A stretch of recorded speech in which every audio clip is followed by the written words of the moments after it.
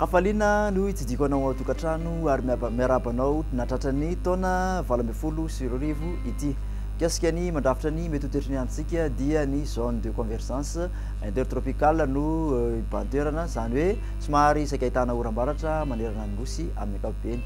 Kasika n'ilay andeha andrao anaty andramasina kosa dia araha maso hatrany fa mbola tsy nafeno ny fepetra mandritra nyity herinandro ity.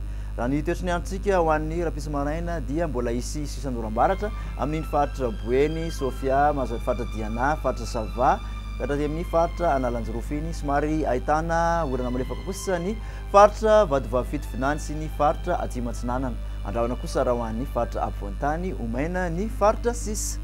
Ny tolokandro kosa dia ahitana oram-baratra avokoa manerana ny nosy afa-tsy amin'iny morotsiraky ny faritra Menabe mahazo ny faritra Atsimandrefana sy ny faritra Androy iny.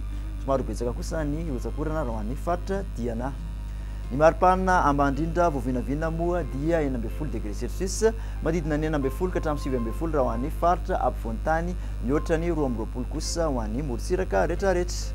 30 ny maripana ambondrindra any amin'iny Maevatanana sy Mahajanga no ahitana an'izany, ary amin'iny Toliara iny manodidina ny 15 ka hatramin'ny 20 ny maripana aty amin'ny faritra Ampovoantany, mihoatra ny 20 kosa ny morotsiraka manerana ny Madagasikara.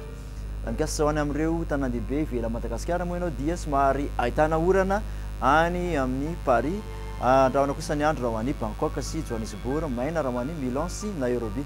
Mikasika ny toetrany ny andro ho an'ny nosy manodidina ny Madagasikara, ahitana oram-baratra i Maurice, Seychelles, La Réunion, ho maina tanteraka raha ho an'ny Comore. Ny masoandrotsika moa dia amin'ny 5 ora sy 20 minitra no miposaka, ilentika kosa izany amin'ny 9 ora sy sasany eo. Dia izay indray ary tompoko nazatolotra anao raha ty amin'ny ity dia manasanao amin'ny manaraka indray veloma tompoko.